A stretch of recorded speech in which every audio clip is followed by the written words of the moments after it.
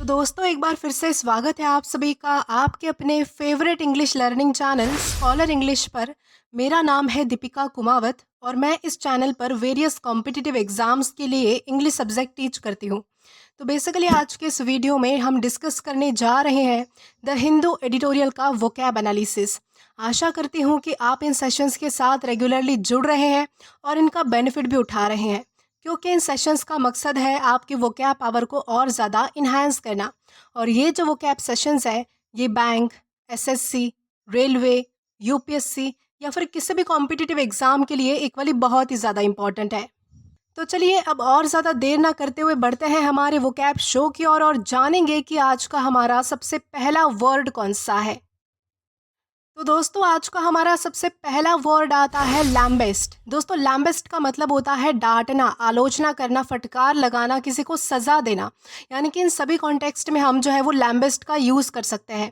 यानी कि जब आप किसी में सुधारना करने के लिए अगर किसी को डांटते हो, उसे फटकारते हो, उसे क्रिटिसाइज़ करते हो या फिर कभी कभी उसे मारते भी हो यानी कि पनिश करते हो, तो उसे हम क्या कहेंगे, लैम्बेस्ट करना कहेंगे हम उसे। और ये हमारे पास पार्ट्स ऑफ स्पीच में वर्ब है यानी कि क्रिया है।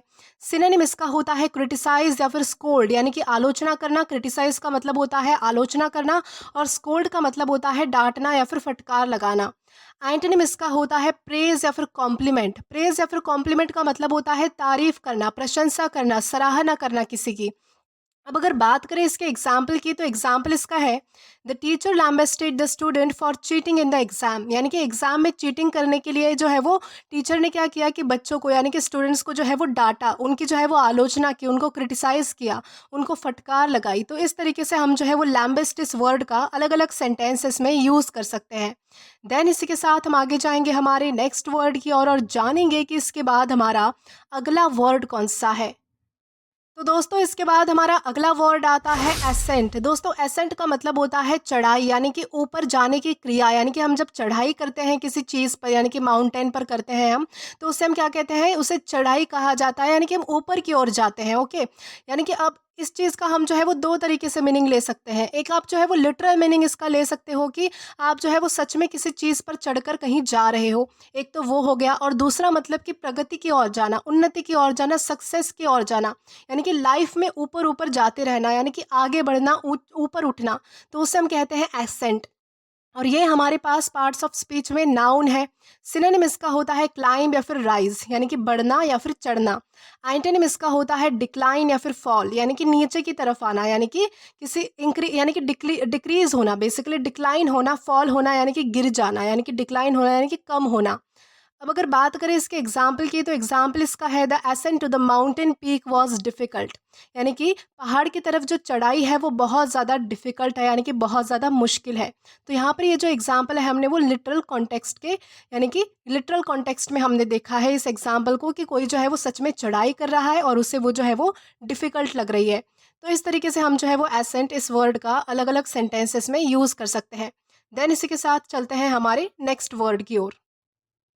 तो देन इसके बाद हमारा अगला वर्ड आता है ऑस्टेरिटी। दोस्तों ऑस्टेरिटी का मतलब होता है सादगी, कठोरता, यानी कि ऐसी स्थिति जिसमें कोई कठोर नियंत्रण होता है, खर्चे में कटौती होती है, सादा जीवन जिया जाता है, यानी कि बिल्कुल जो है वो सादगी से रहा जाता है। ऑस्टेरिटी का क्या मतलब होता है कि जब व्यक्ति जो है वो बिल्कुल बिल्कुल ऐसा, मतलब कि किसी साधु संत की तरह वो जीवन जीता है, यानी कि जिसके जीवन में कोई मतलब कि यानी कि कोई खर्चा नहीं होता है, वो सारे ऐशो आराम से बहुत ज़्यादा दूर होता है, डिसिप्लिन बहुत ज़्यादा होता है, डेकोरम मेंटेन करता है। तो ऐसी लाइफ को हम क्या कहेंगे, यानी कि सादगी भरा जीवन जीना, यानी कि बिल्कुल डिसिप्लिन में रहना, बिल्कुल स्ट्रिक्टनेस के साथ रहना, खर्चे ना करना और बिल्कुल सारी लाइफ की जितने भी जो हमारी लग्जरीज होती है, हमारी जो लाविश चीज़ें होती हैं, उन सब से दूर रहना, तो उसे कहा जाता है ऑस्टेरिटी।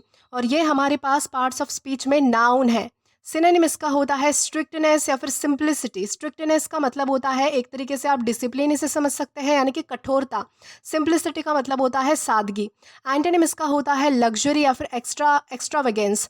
दोस्तों लग्जरी का मतलब आपको पता होगा कि ऐशो आराम वाली चीज़ें, आरामदायक चीज़ें जो होती है, जो लग्जरी होती है, तो उसे हम क्या कहेंगे, लग्जरी कह सकते हैं। एक्स्ट्रावेगेंस का मतलब होता है बहुत ज़्यादा खर्चा करना, फिजूल खर्चा करना, तो उसे कहा जाता है एक्स्ट्रावेगेंस। अब अगर बात करें इसके एग्जाम्पल की, तो एग्जाम्पल इसका है ही lived a life of austerity avoiding all luxury. यानी कि वो जो है वो बिल्कुल सादगी से जीवन जीता है और किसी भी तरह की लग्ज़री जो है वो यानी कि उसके पास नहीं है, यानी कि वो सारी लग्ज़रीज़ को अवॉइड करता है, यानी कि टालता है। उसका जीवन कैसा है, तो उसकी लाइफ़ जो है वो डिसिप्लिन में है, उसकी लाइफ़ में कठोरता है, सादगी है, किसी भी तरह का कोई खर्चा नहीं है। तो इस तरीके से हम जो है वो ऑस्टेरिटी का यूज़ कर सकते हैं। देन इसी के साथ हम आगे जाएँगे हमारे नेक्स्ट वर्ड की ओर और जानेंगे कि इसके बाद हमारा अगला वर्ड कौन-सा है। देन इसके बाद हमारा अगला वर्ड आता है सोजन। दोस्तों सोजन का मतलब होता है अस्थायी निवास, यानी कि थोड़े समय के लिए कहीं पर रुकना। यानी कि जब आप किसी जगह पर जो है वो रुकते हो, यानी कि रहते हो, लेकिन परमानेंट नहीं, यानी कि थोड़े समय के लिए, यानी कि हफ्ता भर, महीना भर, बस इतना ही, यानी कि ज़्यादा नहीं। आपको पूरी लाइफ नहीं बितानी है वहाँ, बस थोड़े समय के लिए आप कहीं पर जो है वो शेल्टर ले रहे हो, कहीं रुक रहे हो, तो उसे हम क्या कहेंगे, सोजन कहेंगे। जैसे कि आप जो है वो अलग अलग जगह पर घूमने जाते हो, तब आपको जो है वो होटल बुक करना पड़ता है, लॉज बुक करना पड़ता है, आपको जो है वो रहने की व्यवस्था देखनी पड़ती है। तो ये सारी चीज़ें, यानी कि आप जो है वो कहीं पर अस्थायी निवास ले रहे हो, यानी कि बिल्कुल भी थोड़े टेम्पररी टाइम के लिए रह रहे हो, तो उसे हम कहेंगे सोजन। और ये हमारे पास पार्ट्स ऑफ स्पीच में नाउन है। सिनोनिम इसका होता है स्टे या फिर विजिट, यानी कि कहीं पर विजिट करना, यानी कि कहीं पर जाना। स्टे यानी कि रुकना। एंटोनिम इसका होता है डिपार्चर या फिर एमिग्रेशन। डिपार्चर का मतलब होता है किसी जगह से निकल जाना। एमिग्रेशन का मतलब होता है कि कोई स्थलांतरण कर देना, यानी कि जगह बदल देना, जिसे हम कह सकते हैं। एग्जाम्पल देखें तो एग्जाम्पल इसका है we sojourn in Paris for a week, यानी कि हम एक हफ्ते के लिए जो है वो पेरिस में रुके। तो इस कॉन्टेक्स्ट में हम जो है वो सोजन इस वर्ड का अलग अलग सेंटेंसेस में यूज़ कर सकते हैं। देन इसी के साथ हम आगे जाएंगे हमारे नेक्स्ट वर्ड की ओर और जानेंगे कि इसके बाद हमारा अगला वर्ड कौन सा है। तो दोस्तों इसके बाद हमारा अगला वर्ड आता है डिसडेन। दोस्तों डिसडेन का मतलब होता है घृणा। घृणा यानी कि नफरत, ओके, तिरस्कार, यानी कि किसी का अपमान, यानी कि अपमान की भावना हम इसे कह सकते हैं। यानी कि जब आपको कोई चीज़, कोई व्यक्ति इतना ज़्यादा घटिया लगता है कि आप उसे जो है वो रिस्पेक्ट देने लायक भी नहीं समझते, आप जो है वो उसके पास देखना भी पसंद नहीं करते। यानी कि डिसडेन का आप सिंपल तरीके से समझिए, मतलब कि आप जो है वो किसी से बहुत ज़्यादा नफरत कर रहे हो, और फिर वो जो है वो कोई इंसान हो सकता है, कोई चीज़ हो सकती है, कुछ भी हो सकता है जिससे आप बहुत ज़्यादा नफ़रत करते हो, उसका अपमान करते हो, और आपको वो चीज़ जो है वो बिल्कुल भी देखी हुई भी पसंद नहीं है।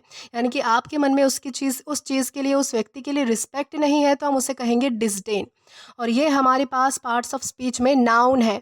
सिनोनिम इसका होता है डिसरिस्पेक्ट या फिर कंटेम्प्ट। डिसरिस्पेक्ट का मतलब होता है कि किसी की जो है वो रिस्पेक्ट नहीं करना, अनादर करना, किसी का आदर नहीं करना। कंटेम्प्ट का मतलब होता है कि किसी का अपमान करना, आलोचना करना, किसी को क्रिटिसाइज करना। एंटोनिम इसका होता है रिस्पेक्ट या फिर एडमायरेशन। रिस्पेक्ट का मतलब आपको पता है कि किसी को जो है वो मतलब कि रिस्पेक्ट देना, यानी कि किसी को इज्जत देना। एडमायरेशन का तो मतलब आपको पता होना चाहिए। एडमायरेशन का मतलब होता है किसी की सराहना करना, यानी कि किसी को एडमायर करना, यानी कि क्या होता है, किसी की तारीफ करना, उसे जो सराहना यानी कि प्रशंसा करना, उसे हम कहते हैं एडमायरेशन। एग्जाम्पल देखें तो एग्जाम्पल इसका है the rich man look at the beggar with disdain. यानी कि एक अमीर आदमी जो है वो बेगर के पास, यानी कि जो भिखारी होता है उसके पास किस नज़रों से देखता है, तो वो तिरस्कार भरी नज़रों से देखता है, नफरत भरी नज़रों से देखता है। यानी कि वो उसको इतना निचला स्तर का समझता है, उसको इतना घटिया समझता है कि उसको जो है वो इज्जत देने लायक भी वो नहीं समझता। तो इस कॉन्टेक्स्ट में हम जो है वो डिसडेन इस वर्ड का यूज़ कर सकते हैं। तो दोस्तों इसके बाद हमारा अगला वर्ड आता है एप्टीट्यूड। दोस्तों एप्टीट्यूड का मतलब होता है प्राकृतिक योग्यता। प्राकृतिक योग्यता का मतलब होता है नेचुरल टैलेंट, यानी कि जो आप में जो है वो टैलेंट नेचुरली इनबिल्ट है, यानी कि जो आपको कहीं से सीखना नहीं पड़ा है या फिर कुछ उस पर मेहनत नहीं करनी पड़ी है, जो आपके पास नेचुरली टैलेंट है। यानी कि कुछ कुछ लोगों की जो है वो आवाज़ बहुत ज़्यादा अच्छी होती है नेचुरली, पहले से ही शुरुआत से, तो उन्हें अपनी वोकल पर ज़्यादा काम नहीं करना पड़ता। कुछ लोगों की पेंटिंग पहले से बहुत ज़्यादा अच्छी होती है। ऐसा नहीं है कि उनको बिल्कुल भी प्रैक्टिस नहीं करनी पड़ती है, लेकिन थोड़ी बहुत प्रैक्टिस से वो जो है वो बहुत ज़्यादा उसमें निपुण हो जाते हैं। लेकिन फिर भी किसी के अंदर जो है वो बहुत ज़्यादा अच्छा टैलेंट होता है किसी पर्टिकुलर चीज़ के अंदर, उनकी वो स्पेशलिटी होती है। किसी को कुकिंग अच्छी आती है, किसी को सिंगिंग अच्छी आती है, किसी को डांस अच्छा आता है, किसी को पेंटिंग अच्छी आती है, किसी को लिखना अच्छा आता है, किसी को बोलना अच्छा आता है। तो जो नेचुरल टैलेंट होता है किसी के पास, प्राकृतिक योग्यता होती है, तो उसे हम क्या कहेंगे, एप्टीट्यूड हम उसे कहेंगे। और ये हमारे पास पार्ट्स ऑफ स्पीच में नाउन है। सिनोनिम इसका होता है टैलेंट या फिर एबिलिटी, यानी कि योग्यता। एंटोनिम इसका होता है इनएबिलिटी या फिर इनकैपेसिटी, यानी कि किसी की कैपेसिटी ना होना, किसी की योग्यता ना होना कोई काम करने की। अब अगर बात करें इसके एग्जाम्पल की, तो एग्जाम्पल इसका है, he has an aptitude for mathematics, यानी कि उसके अंदर जो है वो मैथमेटिक्स को लेकर, यानी कि गणित को लेकर जो है वो प्राकृतिक योग्यता है, यानी कि नेचुरल टैलेंट है, यानी कि उसको जो है वो बहुत अच्छे से मैथमेटिक्स समझ आती है और वो जो है वो बहुत अच्छे से सॉल्व भी कर पाता है। तो इस तरीके से हम जो है वो एप्टीट्यूड इस वर्ड का मीनिंग समझ सकते हैं और अलग अलग सेंटेंसेस में इसका यूज़ कर सकते हैं। देन इसी के साथ हम आगे बढ़ेंगे हमारे नेक्स्ट वर्ड की ओर। देन इसके बाद हमारा अगला वर्ड आता है निम्बल। दोस्तों, निम्बल का मतलब होता है फुर्तीला, यानी कि तीव्र गति से सोचने वाला या फिर कोई काम करने वाला, यानी कि ऐसा कोई व्यक्ति जिसका दिमाग बहुत ज़्यादा तेज़ चलता है या फिर जिसके हाथ बहुत ज़्यादा तेज़ चलते हैं। यानी कि समझिए कि कोई व्यक्ति जो है वो किसी काम को कर रहा है, तो अगर वो जो है वो बहुत ही फुर्ती से एनर्जी के साथ कोई काम कर रहा है या फिर उसके दिमाग में जो है वो बहुत ही जल्दी जल्दी आइडियाज़ आते हैं, थॉट्स आते हैं, किसी भी चीज़ को जो है वो हैंडल करने में बहुत ज़्यादा सक्षम होता है, यानी कि फुर्तीला होता है, बेसिकली एनर्जेटिक होता है, उसमें तीव्रता बहुत होती है, तो उसे हम क्या कहेंगे, निम्बल कहेंगे हम उसे। और ये हमारे पास पार्ट्स ऑफ स्पीच में एग्जेक्टिव है, यानी कि विशेषण है।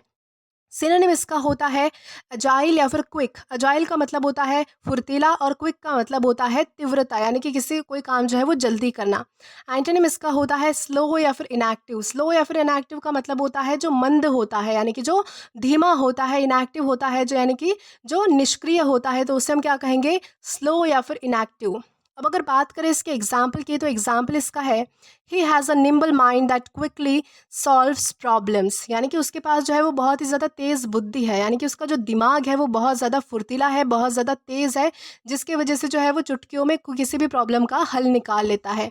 तो इस तरीके से हम जो है वो निम्बल इस वर्ड का यूज़ कर पाएंगे। देन इसी के साथ हम आगे जाएंगे हमारे नेक्स्ट वर्ड की ओर और जानेंगे कि इसके बाद हमारा अगला वर्ड कौन सा है। तो दोस्तों, इसके बाद हमारा अगला वर्ड है ऑग्यूरी। दोस्तों, ऑग्यूरी का मतलब होता है भविष्यवाणी, यानी कि पूर्व सूचना, यानी कि हिंट देना किसी को, यानी कि भविष्यवाणी कर देना, यानी कि जब आप जो है वो किसी चीज़ के बारे में पहले ही बता देते हो कि ये बात तो ऐसे ही होने वाली है, यानी कि आप जो है वो किसी को पहले से ही हिंट दे देते हो, आपके मन में एक आशंका होती है, तो उसे हम कहेंगे ऑगरी। ये हमारे पास पार्ट्स ऑफ स्पीच में नाउन है। सिनोनिम इसका होता है ओमेन या फिर प्रेडिक्शन, यानी कि किसी पूर्व सूचना देना, यानी कि भविष्यवाणी करना, तो उसे हम कहेंगे ओमेन या फिर प्रेडिक्शन। एंटोनिम इसका होता है रियलिटी या फिर ट्रुथ, यानी कि सच्चाई। एग्जाम्पल देखें तो एग्जाम्पल इसका है, dark clouds are often considered as augury of a storm, यानी कि जब घने बादल आसमान में छाए होते हैं तब वो अक्सर हमें संकेत देते हैं कि अब जो है वो तूफान आने वाला है, यानी कि तूफान या फिर बारिश कुछ भी होने वाला है। तो इस कॉन्टेक्स्ट में हम जो है वो ऑग्यूरी इस वर्ड का अलग अलग सेंटेंसेस में यूज़ कर सकते हैं। देन इसी के साथ हम आगे जाएंगे हमारे नेक्स्ट वर्ड की ओर और जानेंगे कि इसके बाद हमारा अगला वर्ड कौन सा है। देन इसके बाद हमारा अगला वर्ड आता है इनग्रेट। दोस्तों, इनग्रेट का मतलब होता है अकृतज्ञ व्यक्ति, यानी कि ऐसा व्यक्ति जो अपनी की गई भलाई के लिए आभार नहीं जताता, यानी कि किसी का एहसान नहीं मानता। यानी कि सपोज कीजिए कि आपकी किसी ने जो है वो हेल्प की है, यानी कि आपको जो है वो मुसीबत से बचाया है, लेकिन आप जो है वो उसे थैंक यू भी नहीं बोलते हो, यानी कि आपके मन में जो है वो उसके प्रति कोई एहसान नहीं है कि इस व्यक्ति ने मेरे लिए इतना कुछ किया है तो मैं उसको थैंक यू बोलूँ या फिर एहसान जताऊँ, कुछ भी नहीं। तो ऐसे व्यक्ति को हम क्या कहेंगे, इनग्रेट कहेंगे, यानी कि जिसके मन में जो है वो किसी व्यक्ति के प्रति एहसान नहीं होता है, जो किसी को कुछ समझता नहीं है, या फिर अगर किसी व्यक्ति ने किसी की भलाई की है तो वो सामने वाला व्यक्ति जो है वो उसे, यानी कि कुछ मीठे बोल नहीं बोलेगा या फिर थैंक यू नहीं बोलेगा, कुछ फॉर्मेलिटी भी नहीं करेगा, तो उसे हम क्या कहेंगे, इनग्रेट कहेंगे हम उसे। और ये हमारे पास पार्ट्स ऑफ स्पीच में नाउन है। सिनोनिम इसका होता है थैंकलेस पर्सन, यानी कि ऐसा व्यक्ति जो है वो थैंकलेस होता है, यानी कि थैंकफुल नहीं होता है, तो उसे हम क्या कहेंगे, थैंकलेस कहेंगे, यानी कि जो किसी के व्यक्ति जो है वो अपना एहसान नहीं जताता। एंटोनिम इसका होता है थैंकफुल पर्सन, यानी कि जो जो एहसान जताता है, जो थैंक यू बोलता है, यानी कि सारी फॉर्मेलिटीज़ करता है, तो उसे हम क्या कहेंगे, थैंकफुल पर्सन हम उसे कहेंगे। एग्जाम्पल देखिए तो एग्जाम्पल इसका है, he helped her many times but she remained an ingrate, यानी कि उसने जो है वो उसकी बहुत बार मदद की, लेकिन अभी तक उसने जो है वो उसके प्रति जो है वो कोई भी एहसान नहीं जताया है, ना उसे थैंक यू बोला है, ना कुछ। तो इस तरीके से हम जो है वो इनग्रेट इस वर्ड का यूज़ कर सकते हैं। देन इसी के साथ हम आगे जाएंगे आज के हमारे लास्ट वर्ड की ओर और जानेंगे कि हमारा वो वर्ड कौन सा है। तो दोस्तों, हमारा लास्ट वर्ड आता है इंट्रेपिड। दोस्तों, इंट्रेपिड का मतलब होता है निडर, साहसी, जो डरता नहीं है किसी से, तो उसे हम क्या कहेंगे, इंट्रेपिड कहेंगे। और ये हमारे पास पार्ट्स ऑफ स्पीच में एडजेक्टिव है, यानी कि विशेषण है। सिनोनिम इसका होता है फियरलेस या फिर ब्रेव, यानी कि बहुत ज़्यादा बहादुर, यानी कि जो किसी से डरता नहीं है उसे हम कहेंगे फियरलेस। ब्रेव का मतलब होता है निडर यानी कि साहसी। एंटोनिम इसका होता है फियरफुल या फिर टिमिड। टिमिड का मतलब होता है डरपोक। फियरफुल का भी मतलब होता है डरपोक। एग्जाम्पल देखें तो एग्जाम्पल इसका है the Intrepid soldier faced many danger without fear, यानी कि एक जो निडर और साहसी जो सैनिक होता है, एक सोल्जर होता है, उसने क्या किया कि बिना किसी डर के जो है वो बहुत सारे डेंजर्स को यानी कि बहुत सारी मुसीबतों का सामना किया।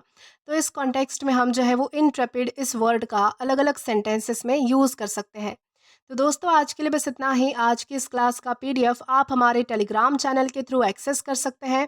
और अगर आपने अभी तक हमारा टेलीग्राम चैनल ज्वाइन नहीं किया है तो टेलीग्राम पर English with Deepika Kumawat search करके या फिर डिस्क्रिप्शन में दिए गए लिंक के थ्रू डायरेक्ट आप हमारा टेलीग्राम चैनल ज्वाइन कर सकते हैं, ताकि आप कभी भी किसी भी नए आने वाले वीडियो से रिलेटेड कोई भी अपडेट्स को मिस ना करें। और दोस्तों अगर आपको आज का ये वीडियो पसंद आया है या फिर हेल्पफुल लगा है तो do like this video, subscribe the channel and share as much as you can. और अगर आपने इससे पहले वाले वीडियोस नहीं देखे हैं तो यहाँ पर मैंने एक प्लेलिस्ट प्रोवाइड कर दी है, जहाँ पर आप क्लिक करके वो सभी पहले वाले वीडियोस भी देख सकते हो और एक्सप्लोर कर सकते हो। Till then keep learning. Thank you.